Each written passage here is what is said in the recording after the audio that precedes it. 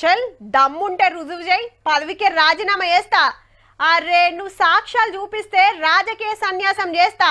అంగికి మరకలు తప్ప అవినీతి మరకంటే ఏందో తెలియదు. గంత పద్ధతిగా రాజకీయాలు చేస్తున్నాం.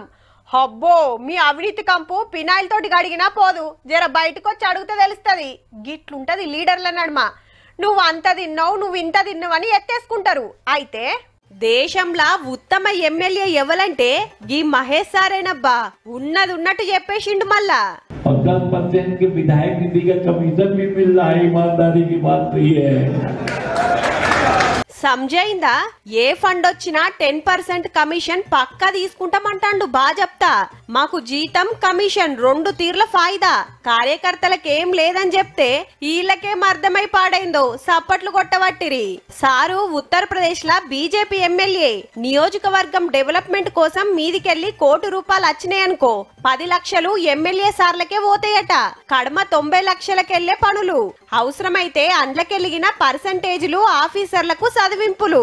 అంతడ నడిచేది గిదే గాని ఎవ్వరు బయటికి చెప్పరు. మహేష్ సార్ మాట్లాడిండు గంతే.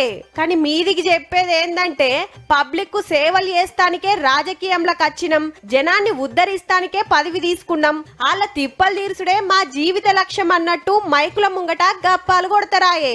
కమిషన్ల గురించి గింత క్లారిటీగా చెప్పినందుకు కడమ ఎమ్మెల్యేలంతా ఎంత తిడుతున్నారో గాని పబ్లిక్ అయితే తారీఫ్ చేస్తుండొచ్చబ్బా.